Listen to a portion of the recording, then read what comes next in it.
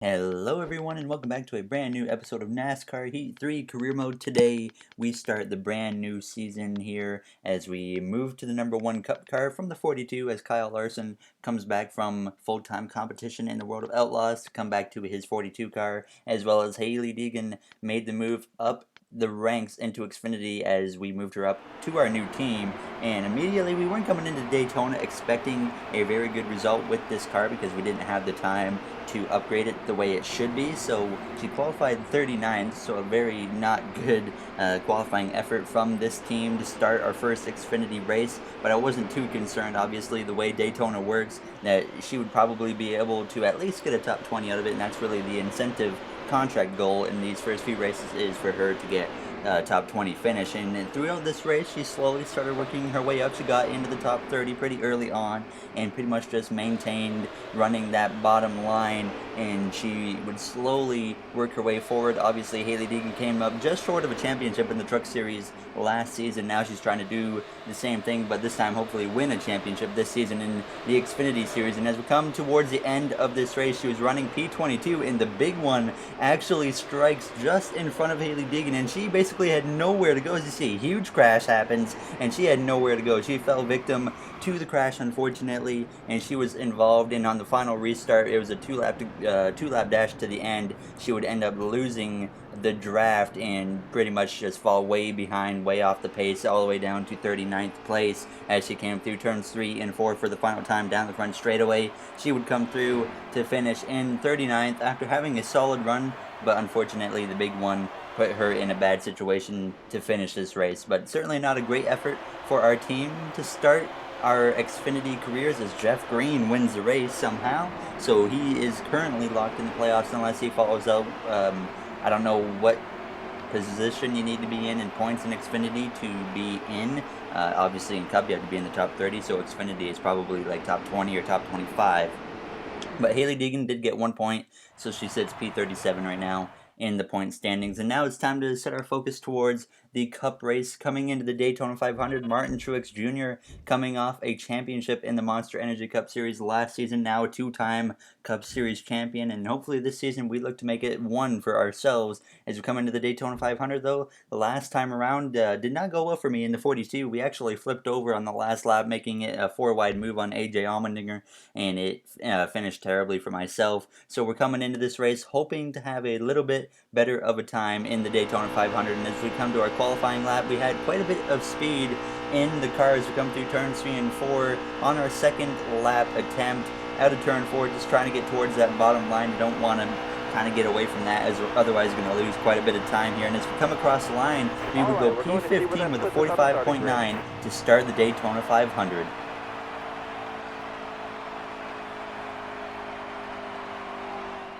We're live from beautiful Daytona International Speedway in Daytona Beach, Florida, for today's running of the great American race, the Daytona 500.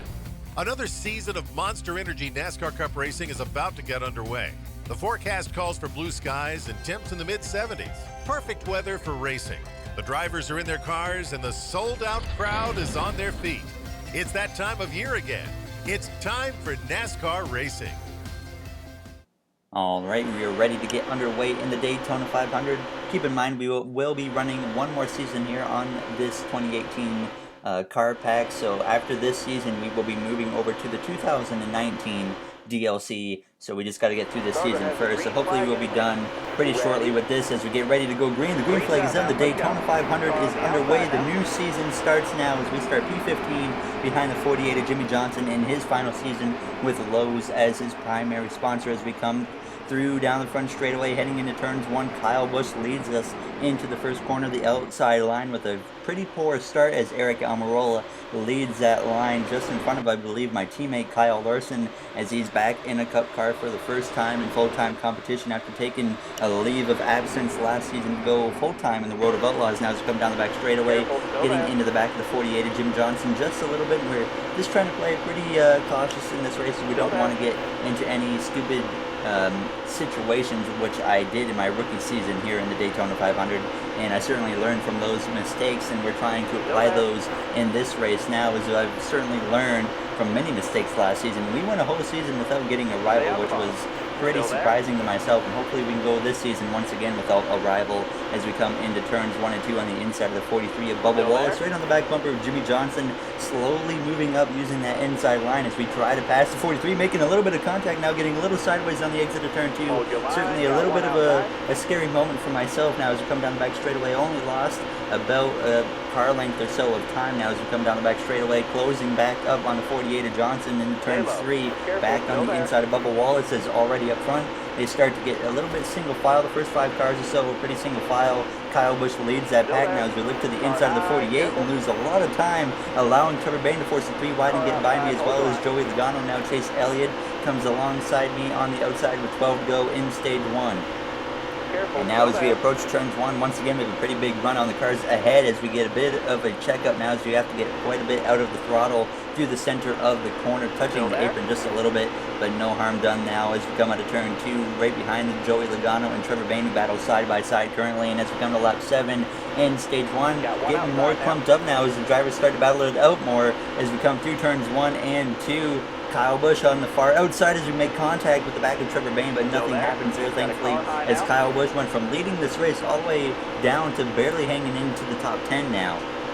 Now as we come side by side down the back straightaway with Eric Almirola, who got eliminated early in the playoffs last season in the round of 16, as we make a move to the inside of Harvick, a very ambitious late move, forcing a 3 wide now with Johnson and Kyle Busch, who got Trevor Bayne just in front of me as he clears the 48, kind of chops his nose, but he is able to keep out of trouble, so no harm done there. Now as Johnson forces it back to the outside of Trevor Bayne across the line, Kyle Busch backs out of the 3 wide situation as we cross the line at 7 to go in stage. As we come into turn 1, we got smoke up ahead in his Paul Menard and the 21 up in the wall through blowing a right front tire. Everyone's going to looks like it's going to miss the incident as we come through the center of the corner. We got by just fine, and no caution would come out for that incident, surprisingly, as he hit the wall pretty hard. And coming down the back straightaway, you see in the background still smoke coming from the 21 now as it starts to fade away, as some drivers do get held up, but fortunately we got by that incident, and that certainly broke up the pack a little bit now as we approach the back bumper of Keselowski. And Paul Menard very well might be the first driver out of the Daytona 500. I'm not sure if he DNF'd or not, but as we come to 2 laps to go in the stage, running the bottom line, we got ahead of Keselowski now on the inside of Blaney with 2 to go, sitting P6, battling to get 5th from Martin Truex Jr. as Ricky Stenhouse Jr. currently leads this race, trying to get a stage victory as he missed the playoffs last season. Obviously now I'm right on the bumper just above my of my teammate Kyle Larson in the 42, and certainly coming towards the end of this stage, we're going to have to choose if we want to try and help him or if we want to go for a stage victory myself. And I see Kevin Harvick up here on the top all by himself, and I take this opportunity. I decide, you know what, let's try to help Kevin Harvick towards the front now as Trevor Bayne, he's going to go into the middle line, and that's going to allow Larson to look to the inside, but Bayne got the momentum to clear him now as we come to the white flag in stage 1. Stenhouse continues to lead, but now Harvick has the helper, and it's me as we go into turns 1 and 2 for the final time in stage 1, pushing the 4 as hard as I can as we get a little bit separated through the center of the corner now as we're able to go 3 wide with the 6 of Trevor Bayne as our teammate Larson looks to the inside, trying to get towards the front of the pack now as we come down the back straightaway for the final time. A big run on the 17 as we make a little bit of contact with Bayne going into turns 3, pushing the 4 as hard as I can as we get separated once again side by side for the lead in turns 3 and 4 as we come towards the end of stage 1, out of turn 4 for the final time. Stenhouse and Harvick side by side coming into the trioval. We push Harvick just a bit as Harvick will win the stage, and Stenhouse will come up just short as we get P3 just over our teammate Kyle Larson in stage 1. Certainly a pretty interesting ending to the stage, and we would come to pit road, take 2 cans of fuel and 4 tires and just a little bit of repairs, and we would come out exactly where we came in, P3 behind the 4 of Kevin Harvick as we pushed him to a stage victory. Now as we get ready to go green, stage 2 is underway. Stenhouse on the outside line, he's quickly dropping back. Not a good restart for him, actually worse than the outside line usually restarts as we approach the back bumper and push Kevin Harvick as we get ready to come into turns 1 with our teammate Kyle Larson on my back bumper as we head into the first corner. Stenhouse on the outside line, falling back very fast. Certainly would not want to be up there right now. Fortunately, we were on the bottom for the restart as Harvick, he stretches out the gap between himself and I as we come out of turn 2 down the back straightaway with help from the 42 of Larson. Now approaching the back bumper of Harvick as we start to close in down the back straightaway going into turn 3 in the outside line. starting to get going as Hamlin, he tried to make something happen there for a moment now as he goes back up to the top, trying to get a whole pack of cars to help him, as there's a big clump of cars going 3 wide behind us as they do not want to get separated now, as Trevor Baynes just behind Denny Hamlin could maybe help him as we come across the line to complete lap 1 in stage 2, right on the back bumper of Kevin Harvick, as we're just going to look to the outside, try to make a pass for the lead now as we go into turns 1 side by side with the 4. Now in through the center of the corner, we're going to make a little bit of contact with the 4 as he moved up the track now, as Larson's forcing a 3 wide that puts the 4 into the side of me, and up into the wall we go now in front of the field. I think Harvick came up into me, but I might have came down as Larson forced the 3 wide for the lead, and certainly not what we needed, but fortunately, I don't know how we did, but we escaped without any damage to the car, even though we hit the wall, as we might have just a very minor cosmetic damage, maybe slightly performance impacting, but thankfully we escaped a disaster out of that one now as we sit P12, and fortunately we got back down in front of the pack of cars so we can still get the draft from Chris Buescher as we have 10 laps to go in stage 2. So we escaped some bad luck right there, because we really should have been probably mid-20s after that, but now as we approach the back bumper of Chris Buescher, quite a bit of a pull from the draft as Kurt Busch is up on the outside, kind of by himself, as Denny Hamlin's quite a bit ahead of him as we come down the back straightaway. Looking at the right side of my car, doesn't look like we have too much damage.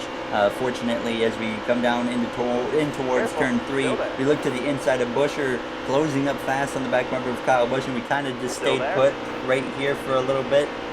And as we come towards lap 6 now of 12 in stage 2, our teammate Kyle Larson, the guy that forced the 3 wide, causing me to get put into the wall, starts to drift backwards as he was leading briefly, but now, you know what, I decided once again we're going to jump up to the top line and try to help my teammate Kyle Larson down the back straightaway, as the top line worked at the end of stage 1, so maybe we can get it working. I'm not sure how well it would work in kind of the mid to late back of the top 10, but it certainly worked up front. We're trying to make it work now back a little bit a ways in the pack, and certainly it didn't look like it was going to work as good now as Larson puts a bit of a gap between himself and I, as really the one big problem was we had more cars in front of Larson, and I really need to be the second car in line on the top to really make it work, and if I was able to do that, then it would be pretty good, but you can see the outside line just was not working as we are approaching 2 laps to go in stage 2. Chase Elliott now on my inside, trying to take P13 as we try to take P13 from him now, as Ty Dillon looks to my inside on the exit of turn 4. A big run on the outside of the 9 of Elliott, trying to get to the back bumper of our teammate Kyle Larson as we cross the line to hit 2 laps to go. A very solid battle going on up ahead for the stage when we have a lot of cars together going side by side, unlike what we had towards the end of stage 1 as Kyle Busch, he's getting forced out of the 3 wide, up in the wall actually, through the center of the corner as we come out of turn 2. I'm not sure who's leading at the moment. It might be Kevin Harvick now as we exit the corner, coming down the back straightaway. A bit of a checkup in front of us as we are 3 lanes wide up ahead. Larson on the outside of Elliott and Stenhouse. Kyle Busch on the outside of the 95 and the 6 of Bain and Kane as we come through turns 3 and 4, approaching the white flag. And I believe it's Eric Jones leading as Elliott gets a little bit loose and slid up in front of me. I backed out of the throttle because I seen it coming, so I let him have the spot now as we sit behind him, coming to the white flag, sitting P16. So certainly not good for myself as we cross the line. The white flag in stage 2 is in the air now as we make contact with Corey LaJoie and make even more contact with him as we approach turns 1.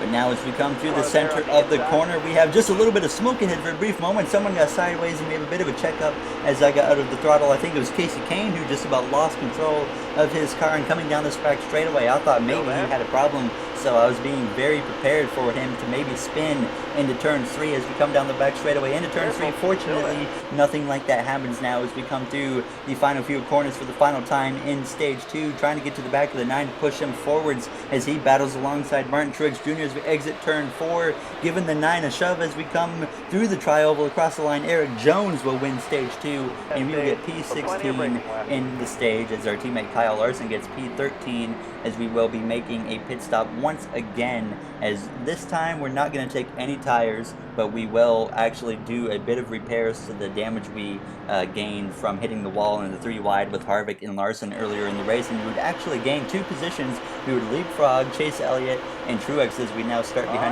beside our teammate Kyle Larson as we're ready to start the final stage of the Daytona 500. The green flag is in the air. It's not a long stage. It's about 18 laps as we approach the back of the 95, and immediately I see an opportunity to get in behind my teammate Kyle Larson. As you see my mirror, a pretty big hole between myself and Chase Elliott, so I immediately drop down to the bottom behind our teammate Kyle Larson as we go into turns 1 just in front of the 9 of Elliott, and this should benefit me very much as we're not stuck on the outside line, which is much slower as Ryan Blaney leads that line currently, and you can see how much it's falling back already. And now as we come down the back straightaway, dead even 2 lines battle side by side. Chase Elliott on my back bumper still. Larson just in front of me as we get into his back bumper just a little bit as I check the damage briefly to make sure we didn't get any damage from hitting him in the back bumper. Now as we come through turns 3 and 4, going 3 wide to Stenhouse. He looks like he got abandoned now as he's going to drift backwards as he tries to get in line, but looking like he might not be able to do so now as we come across the line to complete the first lap in stage 3. Now as we come across the line, I believe it's Kurt Busch leading this race just in front of the 48 car of Jimmy Johnson as we go into turns 1. He has help from Ryan Newman behind him, and if we stay on this inside line, we should be able to work our way forwards. Hopefully that's usually how plate racing works in this game, at least. If you just stay on the bottom, you will go forwards as we get up to P13 down the back straightaway, still pushing our teammate Kyle Larson, as I didn't want to leave him in this race, as it's a little different having Larson as a teammate. When we had McMurray as a teammate, he wasn't very fast, but the only difference now is Kyle Larson, he has speed, so we have a teammate that could really contend with me this season. And we will only be teammates for this season, because once the 2019 DLC, when we move over to that, we will be going to a different team as we look to the inside of our teammate Larson, down through past the line, 16 laps to go in this race now at the back bumper of Ty Dillon. And I was really just settling in on the inside line at this point because I knew we were going forwards no matter what, so I wasn't too concerned as we still had 16 laps to go, sitting P11 alongside the 20 of Eric Jones. By the end of this race, we should be able to work our way probably into the top 5, so I wasn't too concerned now as we come to 10 laps to go, sitting P10 behind Eric Jones, and we didn't have the side-by-side battle that we were having between the 2 lines now as it's starting to get single file ahead, which is not what we need to have happen, but we do have Joey Logano, Kevin Harvick up on the outside as I think Jimmy Johnson's going to join the party now as Kyle Busch behind me follows in and decides to draft with me down the back straightaway as we come towards turns 3, but 10 laps to go, sitting P10. We might have a chance to get up towards the front, maybe have a chance to win this Daytona 500 as Harvick checks up a bit, so I immediately duck back down to the bottom. Fortunately, Kyle Busch was not looking to my inside as we come out of turn 4, approaching the tri-oval to be 9 laps to go as we cross the line, looking to the inside of the 22 of Joey Logano now, getting up to P8 just ahead of him as we look to the inside of Eric Jones as well, coming into turns 1. Newman leads right now as we are side by side with the 20 through the center of the corner, and we hit the apron and up the track we go. Thank goodness the 20 was not on my outside because we would have taken him right into the wall as we once again escaped a little bit of bad luck as I hit the apron and immediately it shot me up the track, and we certainly got lucky there as we fall back behind the 20 as he looks to the inside of his teammate Denny Hamlin through turns 3 and 4 as Ryan Newman I think has just lost the lead in this race as we come out of turn 4. It's starting to get a little more aggressive between the AI here now in the later stages of this race as we come across the line. It'll be 7 laps to go behind the 20 and the 11 of Jones and Hamlin with the 22 of Logano on my back bumper as we go up to the top for a brief moment and notice it's not going anywhere, but I let Denny Hamlin drop down in front of me. I was just kind of being generous, maybe a little too generous for the late stages of this race as the 31 and the 6 now on the top, they drifted backwards,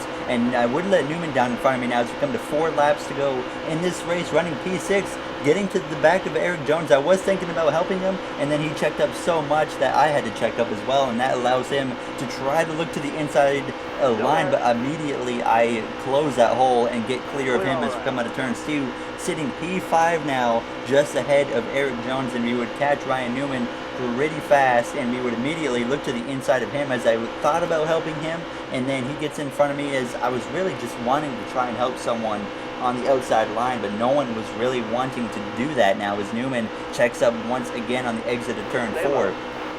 And it was getting pretty frustrating that no one wanted to go to the top. Now as we come out of turn 2 on lap 48, 3 laps to go, I looked to the inside of Ryan Newman, finally out of turn 2 as he kind of pushed up the track, and we got clear of Newman now on the back bumper of Jimmy Johnson as we come to 2 laps to go in this race.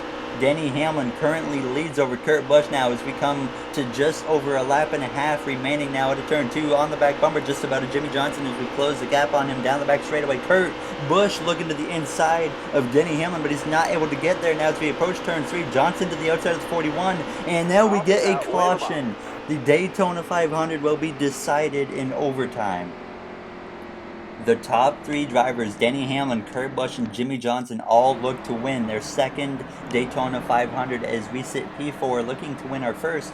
Now trying to get our third career win as well as we get ready to go green, starting behind the 41 of Kurt Busch on the outside line. Certainly not where I need to be, but we're going to do everything we can to get ahead and try to win this Daytona 500 now as we push Kurt Busch across the line, heading into turns 1, giving him the edge, and I do not need him to clear Denny Hamlin, so I laid off his bumper, because if he clears Hamlin, we get abandoned as he drops down to the inside line if he was to get clear, and he did not get clear. Thankfully now as I side drop the 48 to make sure the inside line doesn't get too far ahead as we come out of turn 2. A very good restart for this outside line as Hamlin, he picks up myself and Kurt Busch on the outside, and he's going to have a decision to make. Does he want to protect the inside or the outside? He chooses the inside as we go into turn 3, approaching the white flag this time by.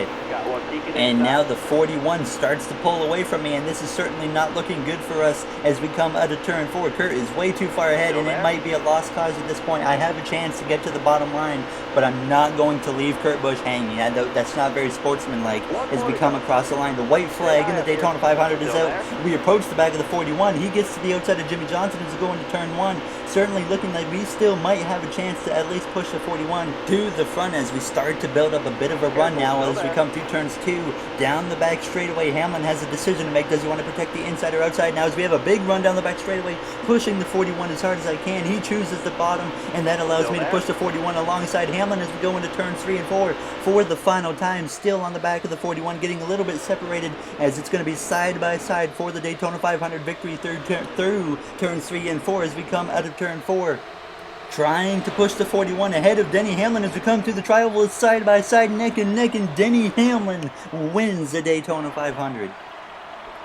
And I made a decision coming to the white flag to commit to pushing the 41, and we were so close to pushing Kurt Busch to victory as he came up just short for second place, as we would get P3 in the Daytona 500, so certainly a great finish for myself.